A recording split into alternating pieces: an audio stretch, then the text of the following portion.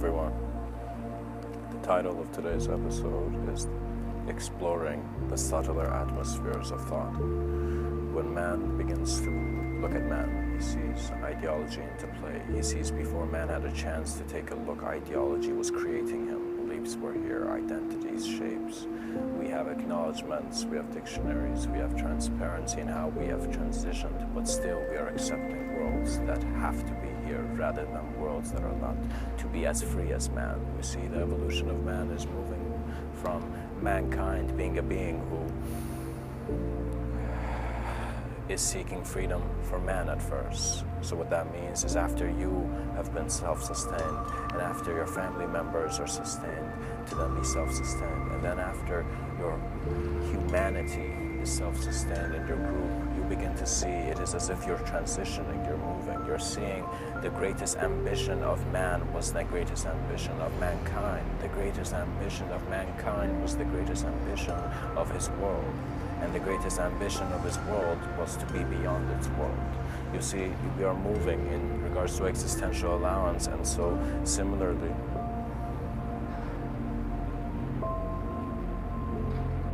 you will see there will come moments within your human experience that the human idea will shift because your experience changing. You thought the world was fluffy, then bang, you see there's suffering.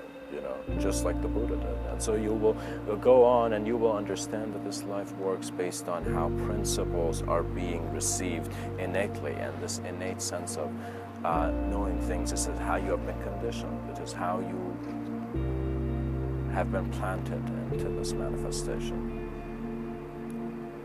And so perhaps the hands of karma belong to celestial farmers that knew there was an intelligence beyond the plane.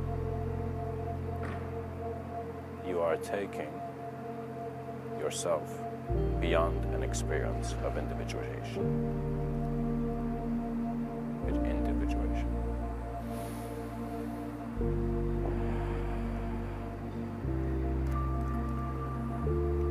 Man must begin seeing that his world, just like him, will also need an allowance to change. So when we have given freedom of speech to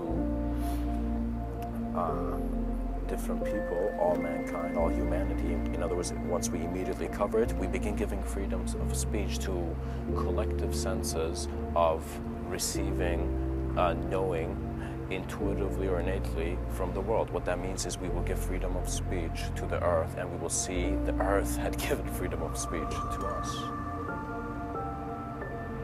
It is a working with your world where the sincerity of your knowing of what is existing here could never be trapped. For entrapment was a game that in an instant you could be its beginning and end.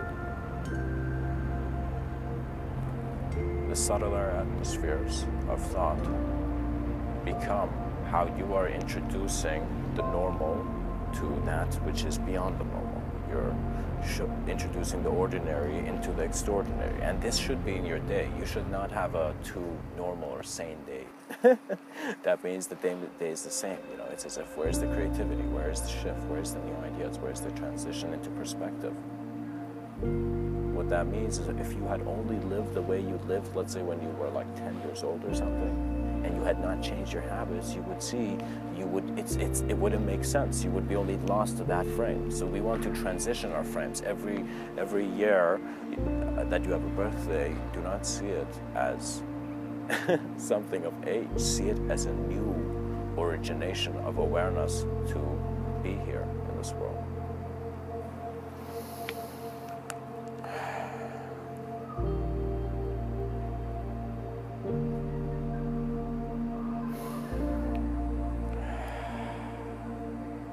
Of course, these are the ideas of one man, but I find that honesty is a universal principle, and so honest communication could never go wrong or could never artificially be right in some manner.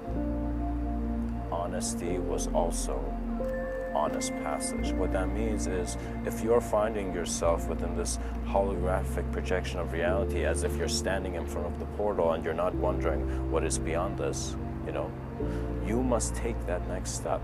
So honesty would equal moving into this portal, moving and becoming aware of how you're experiencing this plane of existence, this world within worlds. Because if a fractal seems to be our greatest teacher now, then it seems that we have always been our greatest teacher. We have always been there before needing to be. So it's a fallacy to seek existential truth through stories too much. Stories are true for a certain range of existential vision, but after certain points, your experience knows that there is projections of great meaning that you innately know that are irrelevant to this bubble of reality, because you are present within many bubbles, because you are a collective being rather than an individual being. And how do you know this? Because you look at the word human being and it seems like there is one, the human, which is the human idea, but then being, which is just some innate quality. So what the human being is natural form, and nature never needed form to be communicated in the way man is doing.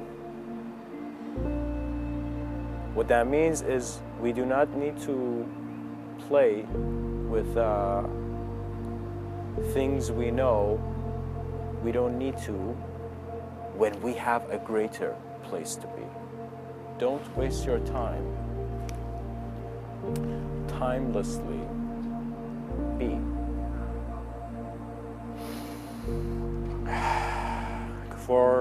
It's a very new concept, guys, to talk about subtler atmospheres of thought, because I talk about a sense of multidimensional, you could say thinking, but multidimensional communication. I find this human being, this existence, this existential attention, this moment of being is actually a multidimensional phenomena. So linearity will be how you are creating an illusion for not choosing to see the greater pattern you're within. Your actuality is not lost to the judgments of other judgments. When a human being judges you or says something to you, he is a judgment. Because you cannot be hateful to another person and not be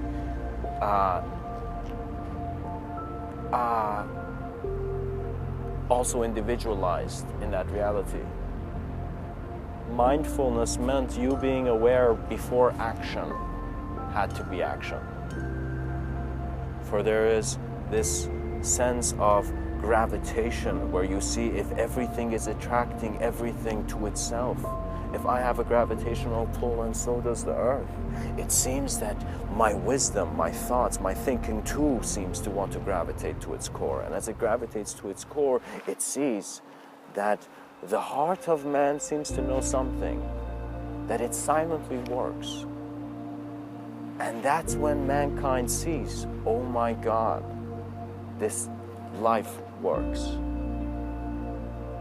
Its lack of working is your lack of observance of the self that was untouchable.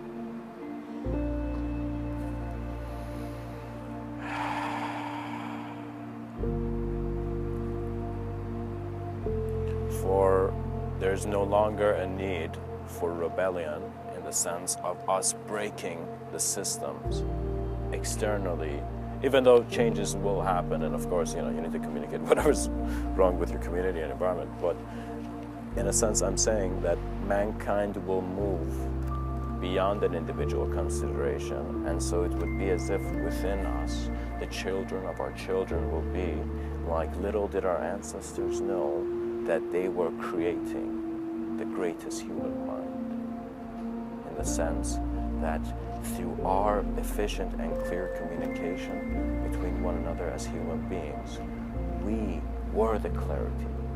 Evolution became in the awareness of existential passage to always be here. Whether this existential passage is in a book, or in the eye of the skydiver who's experiencing the limitless. just for a little while.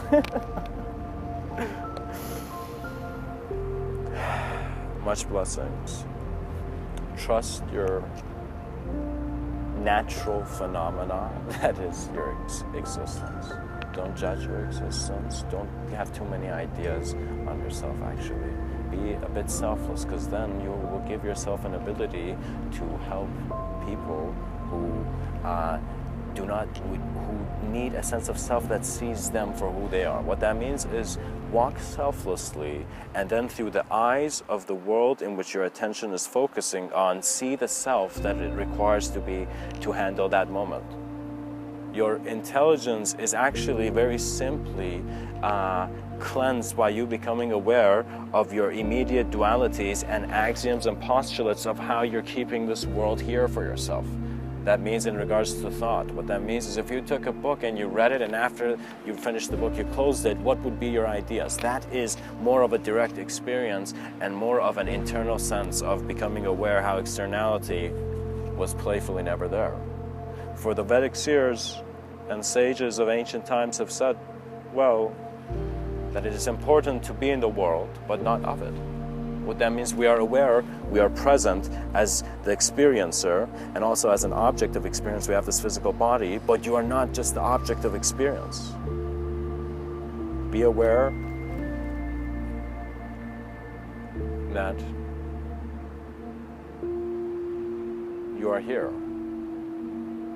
And that is why it is important to know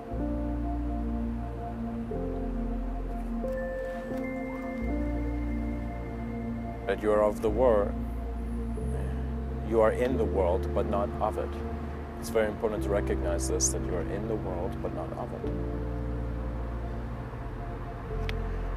Because the in part is your consideration of how you are choosing to let manifestation be found in your interpretation. What that means is an objective phenomena is being assured by how the subjectivity is objective enough for the objective body, for the physical body to consider. Your physicality is not here to teach you or prove to you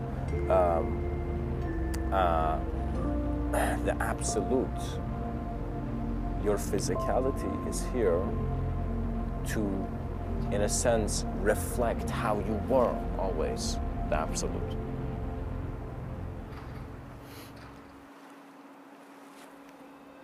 And of course,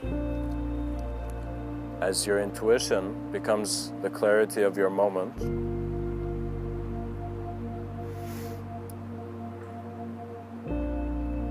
with the serenity of a celestial master,